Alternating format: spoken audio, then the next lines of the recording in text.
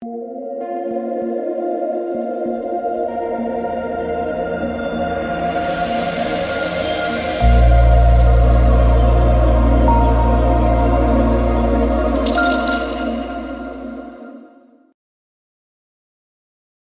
11 game slate to talk about here on Wednesday, guys. Before we get into it, though, if you're new, welcome. My name is DK. Again, we'll be talking about the NBA DFS slate. Also make videos for NFL Daily, Fantasy Sports, as well as for Prize Picks. Prize Picks, they are the sponsor of the video. If you guys are not familiar, it is a player prop site. You build 2, 3, 4, 5, up to 6 player props from up to 25x your money. A lot of different sports. So if you guys want to give it a try, you can use the code DKDFS for 100% match up to $100. And if you're looking for more in-depth content, you can check my Patreon DFS packages as well as a Prize Picks package over there. But let's recap my lineup here tonight. So random blowout, still looking like I'm in a cash, but man, the Golden State random blowout really hurt. Poole, no fourth quarter minutes. Draymond Green, no fourth quarter minutes. Nothing you can do there. My favorite part about tilting random blowouts, because it was a 6-point spread, is the people that are like, oh, it wasn't random. Yeah, it wasn't random. My response to that from now on is going to be, all right, show me your ticket then. Show me your Knicks spread ticket then. That's going to be my response. If they have a ticket, then that's it. But if they say it wasn't random and they don't have a ticket on Knicks spread, you can't say it wasn't random then. So going over the rest of my lineup, I was really high on the Heat because we knew they were going to run a tight rotation. They did. I played 5 Heat. Oladipo was fine. Hayward Highsmith smashed. Max Drew shot 1 of 9. This guy really is pissing me off. Like, this is like Gary Trent Jr.-esque from last year. He just cannot make a shot when I play him. He'd never make a shot. Bam Adebayo, this really surprised me. 17% owned at 8.4K against the Bulls without Jimmy Butler. Team basically to him and Hero. Like, that's the offense. So I was really surprised how low owned he was. He smashed, and they got pulled with a couple minutes to go because of the random blowout there. And then, yeah, John Morant has 25 at half. I went to him at low ownership. And then Daniel Gafford was solid. But for some reason, they're closing with Taj Gibson. Woohoo! So that's the recap there. Also, I took the unders on Conchar and Triple J on Prize Picks. Those are looking like they're easily going to hit. Paired them with overs on RJ and Draymond. Needed a couple more from RJ. Needed like 5-6 more from Draymond. That's a blowout to just incinerate my money over there. So fun stuff, guys. Fun stuff. But all right. Oh, and for the man that keeps making burner accounts of me, he said that Jared Vanderbilt was a very clear play with Kelly Olynyk out. I wonder why 99% of people faded Vanderbilt then if he was such a clear play there, buddy. So keep making those accounts rent-free. All right, so Milwaukee and Cleveland's the first game here. Milwaukee, Chris Middleton, doubtful. Giannis Antetokounmpo, I mean, feels a little bit pricey, honestly, for the way that he's been playing of late. Not really the best matchup either. Drew Holiday, 8-4. Fair price on him, kind of just indifferent. Bobby Portis got his minutes slashed last game, only played 22. He was not great. Previous to that, though, he had been playing well. He's a fine tournament play. There's just not a lot that stands out for me on Milwaukee. I mean, Brook Lopez just there. I mean, he had a good game last game with Lopez struggling. Grayson Allen's playable. I think we'll probably find better value, though. On the Cleveland side, I think Donovan Mitchell's a pretty good play at 9-1. This game should stay competitive, so I like Mitchell. I don't think he's going to be super popular, but he's the guy at the highest ceiling. The grouping of Garland, Mobley, and Allen are just there. LeVert's 4-7. Should see around 30 minutes. He's fine. Kevin Love is still cheap. He did play 24 minutes last game, too. Surprised he only went for 21 fantasy points, but he intrigues me for GPPs just because he's usually a pretty good point per minute guy, and he's still pretty cheap. Isaac Okoro, 3-5, started last game, played 30 minutes. I think I'd rather eat dirt than play Isaac Okoro. So, no, I don't care how cheap he is. I'm not playing Isaac Okoro. All right, Detroit and Philadelphia. This Detroit team rotation, man, is just really pissing me off. I'm going to keep it simple. Bogdanovich, Hayes, Ivy, those are the guys with the highest ceiling. I think all three are in play for tournaments. Duran, I think, is the best point per dollar play, but I'm very worried about foul trouble against Embiid. So that's basically it. There is blowout risk here too, so these guys might only play 3 quarters. Tough to feel good about anyone there. On the Philadelphia side, I like the ceiling on Embiid and Harden if you can afford them, but again, there is some blowout risk here. Nothing else really stands out for Philadelphia. So moving on to Indiana and Boston. Pacer side, bit of blowout risk here too, playing on the road against Boston. But if the game stays competitive, it's probably going to be because of Halliburton and Miles Turner. Both these guys do have ceilings, but again, both more tournament plays. Field and Mathen are just there. There's just nothing that stands out on the Pacer side. On the Boston side, so Grant Williams and Marcus Smart status up in the air. If Marcus Smart's out, I think Malcolm Brogdon and Derek White are solid values. They would see extended minutes. Brogdon, good point per minute guy. Derek White, really, really cheap at only 3.9. So those guys could be potential values here if Marcus Smart's out. And then Tatum and Brown are just tournament-only plays for me. Toronto and New York. So Toronto, Gary Trent Jr. status up in the air. Last game, you saw a lot of run for Siakam, Van Fleet, Barnes, OG, and you saw Chris Boucher actually play more with OG Anunoby back, played 30 minutes. He's always someone that intrigues me for tournaments, but his minutes fluctuate. Like, you could very easily get a game with Chris Boucher. Chris Boucher only plays 15 minutes. I've been playing Siakam a lot. Finally fade him with basically a fully healthy team in one of the worst possible matchups. Goes for 68 fantasy points. So, woo! Yay for Pascal. Siakam, Van Fleet, both playable.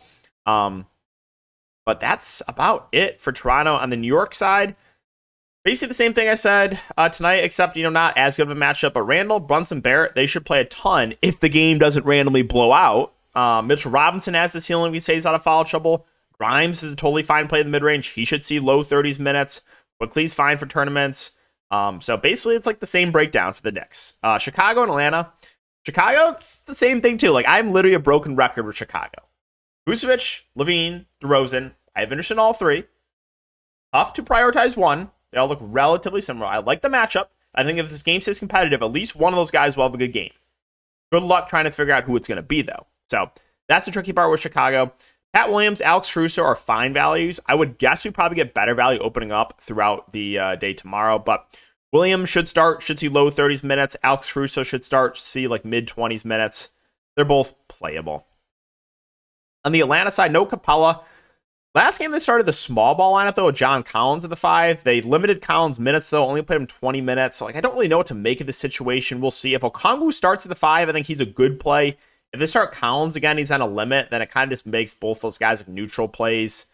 Trey had a huge game with DeJounte Murray back, but I don't think we can expect that again. Bogdanovich stayed in the starting lineup, played 35 minutes, but didn't have the same usage playing alongside Trey and Murray.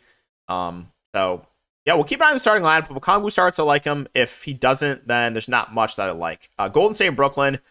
So, a lot of guys out here for Golden State. Klay Thompson already confirmed out. We'll see about the status of DiVincenzo and Green, who were rolled out today. But assuming everyone is out, obviously there is a bit of blowout risk here. I would assume the spread, if all these guys are out, would probably be Brooklyn close to like 10-point favorites or so. But yeah, Jordan Poole's 8-2. He would be the entire offense. I like his ceiling a lot. And then Moses Moody should start. It might start like Ty Jerome too, or start like a bigger lineup with like Kuminga. But if all these guys are out, you would see Poole, Moody, Draymond, Looney, and then one of either like Kuminga or Lamb or like Ty Jerome start. But yeah, there would be a good amount to like. Maybe Draymond would get rested too, just because it's back-to-back. We'll see. But yeah, Moody started, played 32 minutes. Not going to be super productive, but without Klay Thompson, he should get more shots up. Ty Jerome should get more minutes and more shot attempts as well. So it'd be a good amount to like here for Golden State if all these guys are out. But obviously there is a bit of blowout risk. Moving on to Brooklyn. So Durant, Kyrie, 10-5, 8-8. I think I give the edge to Kyrie over KD. Just for the salary relief, Kyrie's been playing pretty well of late. 60, 55, 46, 44, and 52 fantasy points. Ben Simmons is 6.2K.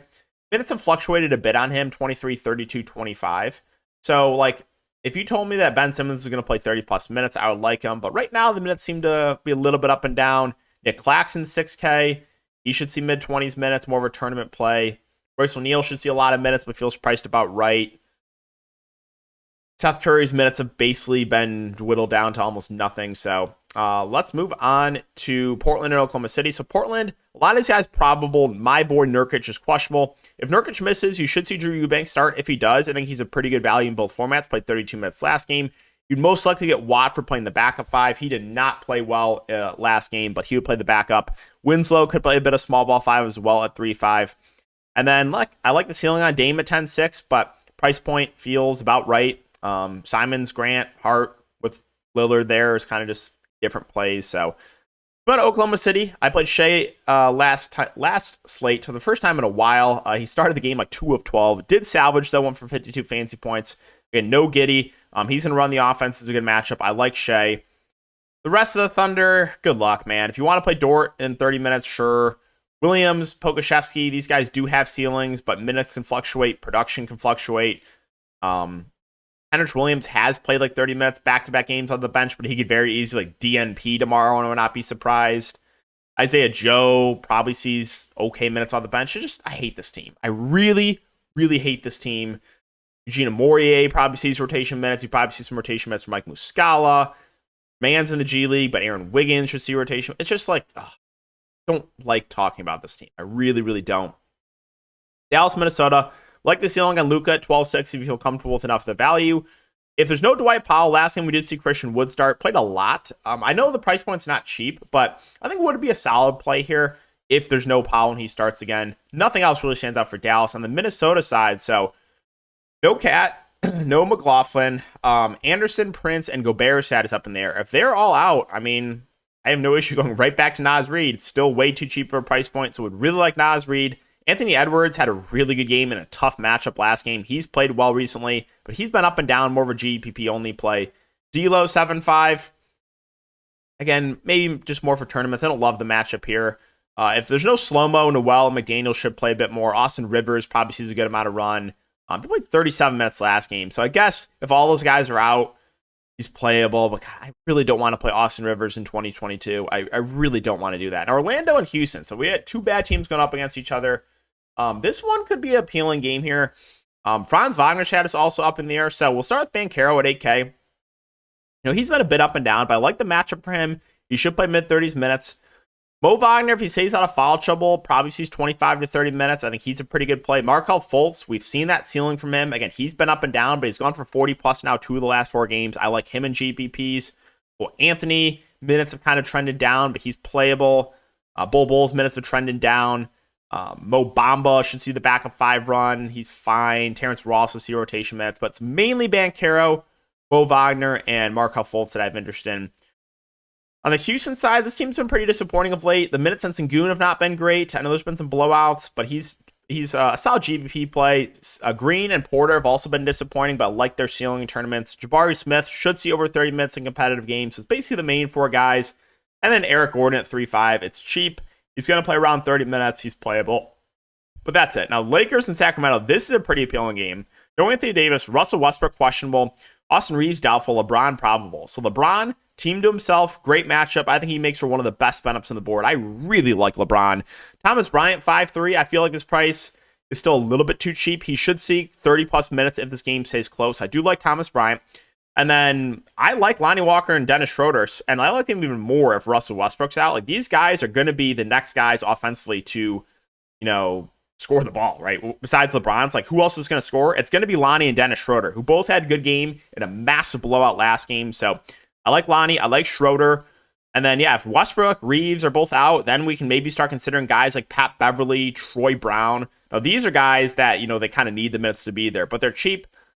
Probably will see minutes. Maybe a guy like Kendrick Nunn becomes playable, play 20 minutes off the bench, but let's move on to Sacramento. Basically, like everyone that's questionable on the slate is on my best ball team. Bonus, I had Porzingis miss tonight. Paul George we'll talk about. Who else? Nurkic on my best ball team. Literally every single player. So, one season. Sabonis, questionable. He's been absolutely smashing of late. If he plays, I like his ceiling a lot. He's also playing like 40 minutes a game, so really like Sabonis if he plays. If he misses, I really don't know who they would go to at the 5. They have Rashawn Holmes. They have Metu. They have Keita. Like, they have a lot of, they even have Alex. They have a lot of guys that can utilize here, so I would wait to see what the starting lineup is. Like, whoever starts at the 5, I think would be a good value, but I don't know who they would go with at this point in time. Harrison Barnes also is questionable.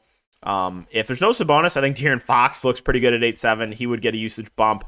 And then, just the other plays would look better if Sabonis is out. Herter, Monk, Keegan Murray, all would look better. And then again, whoever starts at the 5 would be the guy that I do like a lot if Sabonis is out. Charlotte and the Clippers, Rozier doubtful. LaMelo Ball, if he didn't get into massive foul trouble last game, he would have won for like 70. Like, he missed the whole second quarter, still in for 50 fantasy points in 27 minutes. Like his ceiling, I think Kelly Oubre's playable in tournaments. You should see a lot of run in the starting lineup with Rozier out. Hayward, 6'2", I think is a fair play in the mid-range. I expect 30-plus minutes from him. The front court's fine with Plumlee and Washington, no standouts there. And then I'll mention Nick Richards. Like, Plumlee's dealt with some foul trouble. Richards, good point per minute guy, but I think we'll probably have better value tomorrow. Finally, the Clippers. So Powell, Zubac, Reggie Jackson, Paul George status all up in the air. So kind of hard to say right now. If they're all in, I think it's mainly just Paul George and Kawhi I'm looking to. If they're all out, then I think Kawhi Leonard, 7'9", makes for a decent play. Went for 51 fantasy points last game. If there's no Reggie Jackson, John Wall would be a solid play. Marcus Morris would look better. Terrence Mann would be playable. Nick Batum would be a viable value. But if they're all in, it's mainly just going to be the top end guys. So yeah, guys, that's going to wrap up the video. Again, if you have been enjoying the content, make sure to like, subscribe, hit the notification bell. I'll try to get a prize picks video out for you guys tomorrow as well. So appreciate it as always. I'll see you in the next one.